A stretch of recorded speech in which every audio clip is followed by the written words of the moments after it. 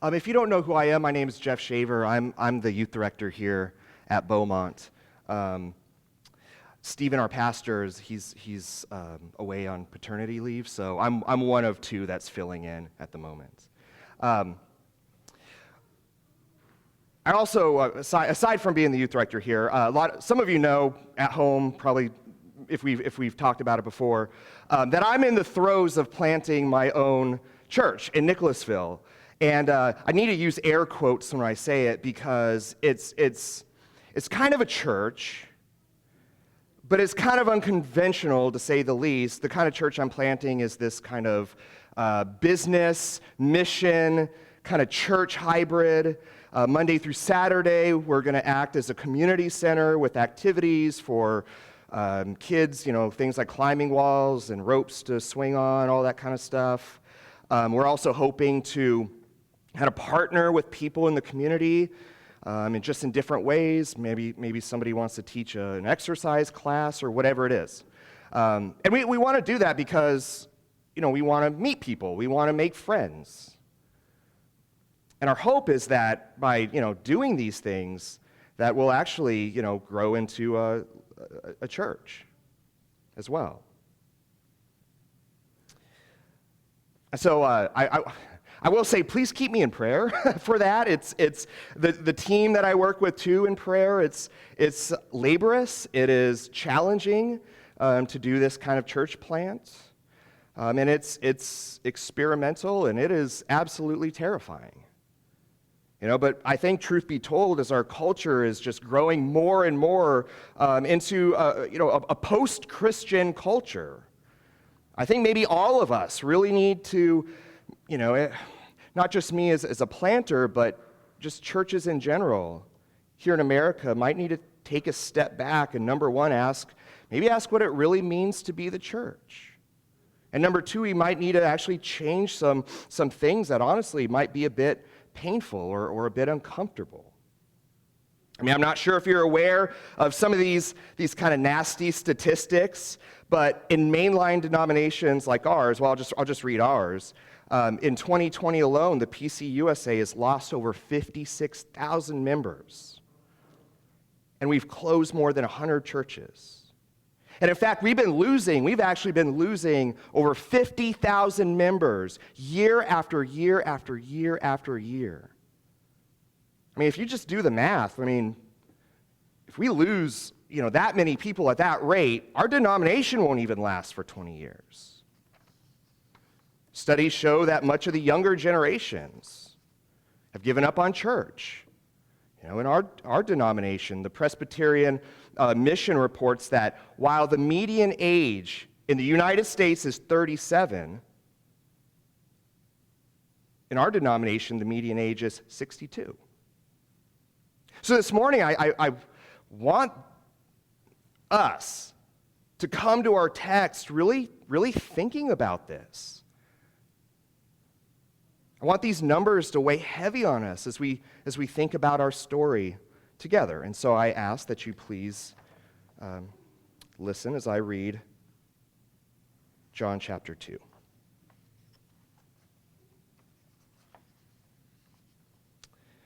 On the third day, there was a wedding in Cana of Galilee, and the mother of Jesus was there. Jesus and his disciples had also been invited to the wedding. When the wine gave out, the mother of Jesus said to him, "They have no wine." And Jesus said to her, "Woman, what concern is that to you and me? My hour is not yet come." His mother said to the servants, "Do whatever he tells you." Now standing there were 6 stone water jars for the Jewish rites of purification, each holding 20 or 30 gallons. Jesus said to them, "Fill the jars with water," and they filled them up to the brim. He said to them, "Now draw some out and take it to the chief steward." So they took it. When the steward tasted the water that had become wine and did not know where it had come from, although the servants who had drawn the water knew, the steward called the bridegroom and said to him, "Everyone serves the good wine first, and then the inferior wine after the guests have become drunk. But you have kept the good wine until now." Jesus did this the first of his signs in Cana of Galilee, and revealed his glory, and his disciples believed him. Holy wisdom, holy word. Let's pray real quick. Gracious God, I thank you for this morning. I thank you that, Lord, that we're here. I pray for those at home. I pray that for those who are here, open our hearts, our minds this morning. In Christ's name, amen. All right, so the first thing I want us to pay attention to this morning in our passage is this wedding.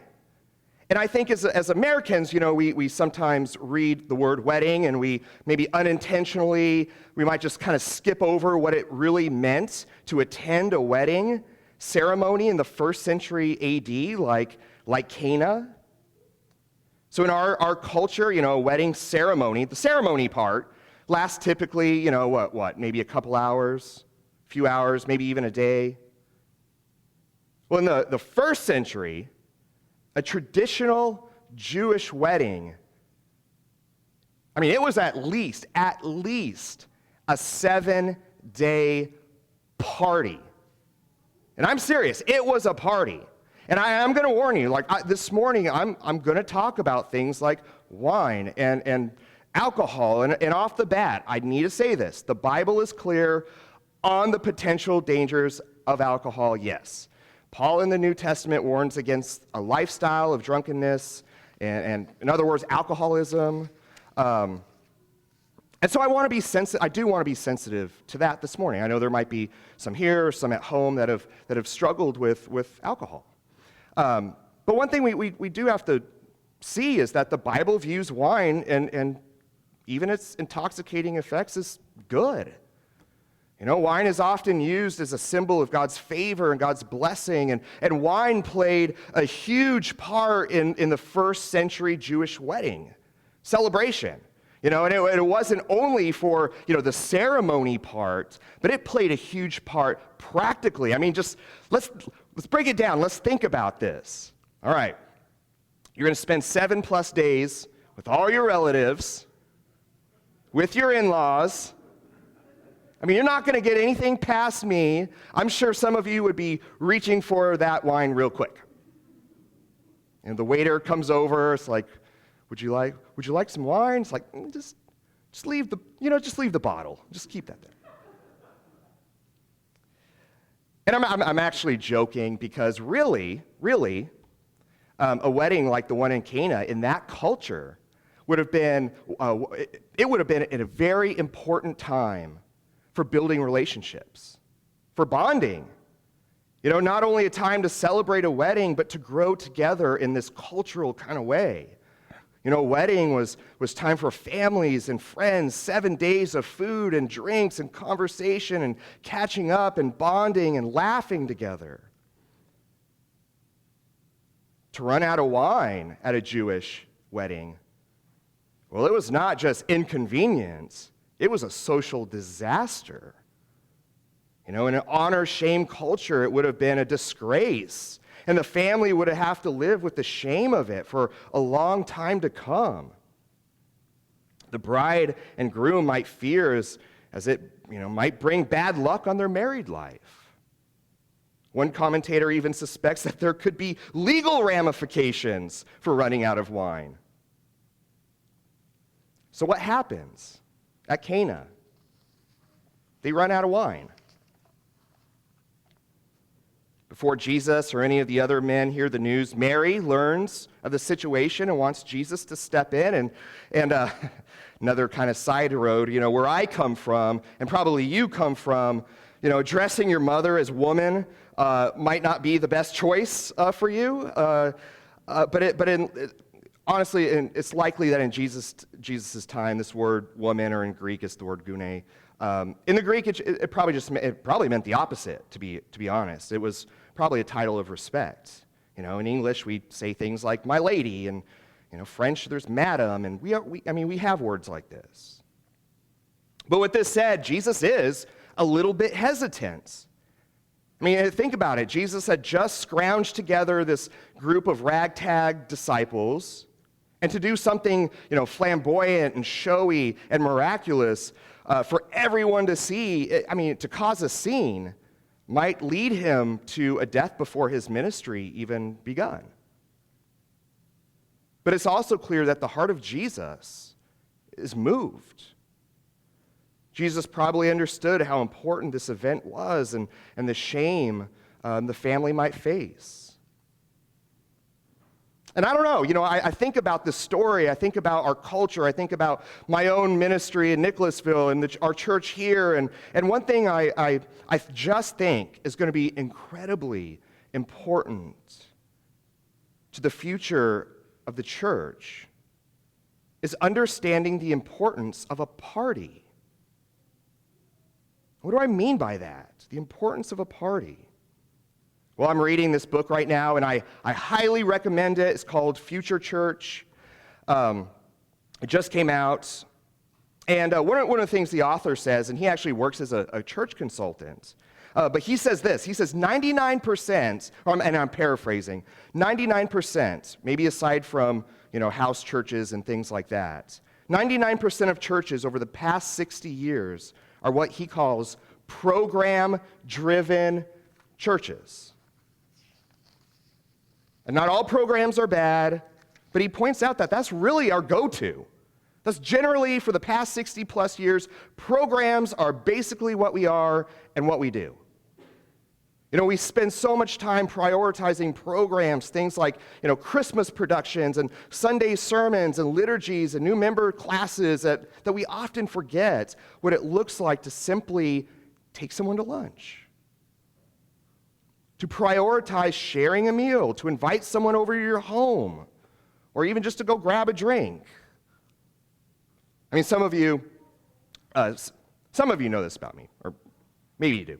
But after seminary, I moved to Oregon, where I helped a friend of mine revitalize a church. And one of my jobs was a great job. I loved it. It was to just take people to lunch. And so one day, I met with my friend Stephen, and Stephen told me that him and his brother Dan were about to open up a brewery. And I said, "Oh man, that is so cool. I've always wanted to be a bartender. My little brother works as a bartender in Kentucky, and people love him. People hate pastors." I have a joke. I have a joke about this. I won't tell it. It's kind of. I'll move on. but Stephen said, "Dude, I can make you a bartender." He said, "When we open, take a few shifts." So I did, and I loved it. I loved working there so much, I eventually became actually the tap room bar manager. And then I had another great job. I knew Stephen, I knew Dan. They're both Christian family men. They wanted to, it might sound crazy to you, but they wanted a brewery, not a bar, but a brewery that didn't have, a stigma to it if you brought your kids. They wanted it to be family friendly. And so one of my jobs was to actually, go to like Walmart and get toys and all kinds of stuff for the kids section. I loved it.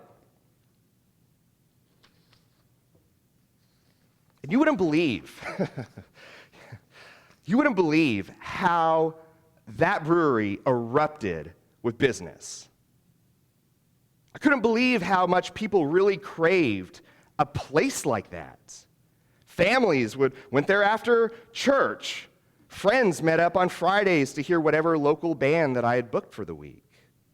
One of my favorite things to do, I used to love to do this, I would play friendship matchmaker with some of our regulars who would come by themselves. So if somebody was sitting at the bar by themselves, and then we had someone over there sitting at a table, I would say, "Hey, have you met so-and-so?" And before you know it, they weren't alone anymore.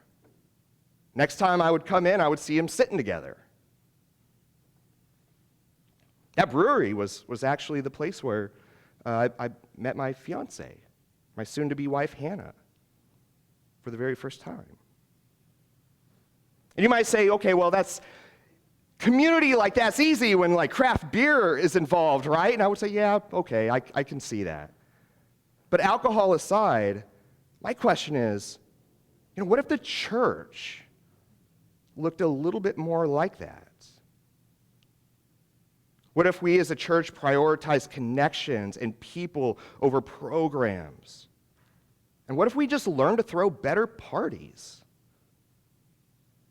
For me now, I use the word throwing a party in Nicholasville, it kind of looks like attempting to, what I talked about earlier, opening up an activity center. And it's going to be called Urban Village.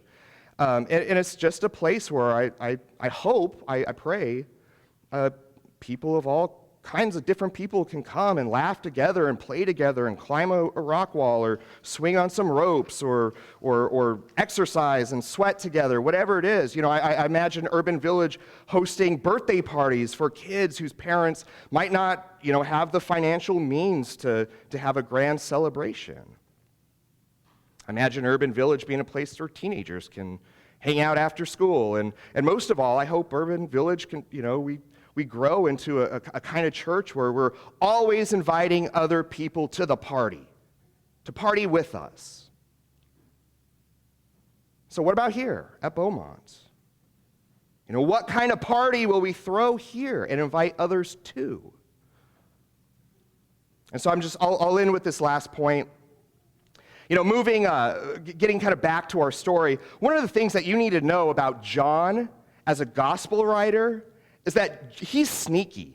John is a sneaky writer. John often tells these stories of Jesus doing these actual things, but then you kind of zoom out of the story a bit and you realize that John is painting a picture of something bigger spiritually, something bigger theologically. Commentators point out that in a first century Jewish wedding, it would have been the job of the chief steward to keep an eye on the wine and just to make sure everything's in order. And in our passage, it seems like he dropped the ball. He has no idea what's going on, and so the mother of Jesus, Mary, it's her who steps in and acts as the true chief steward.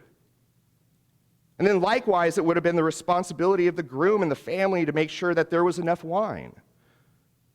They drop the ball. So Jesus steps in, in a sense, as the true groom of the story. And what John is probably doing is painting a picture of not only, Jesus performing a miracle at a Jewish wedding, John is painting a picture of the wedding. The wedding that we all look forward to. It's the wedding of Christ in the church. And it's a party. A celebration that lasts not only, for one day, but forever. It's the happily ever after. It's a celebration that will never end. And when God's kingdom comes, it'll be a time where our friends will be there, relationships will be grown, and even the broken relationships will be restored. New friendships will be had. All will be as meant as it should. The world will be as it should. A celebration with the best food and the best wine. And that's not only what we as Christians believe that we have to look forward to, it's actually the reason why we're here. That as we come together and worship and we celebrate, we proclaim a reality that will one day come. That in the life, the death, and the resurrection of Christ, there will be a wedding and a celebration. And you'll be there. Amen.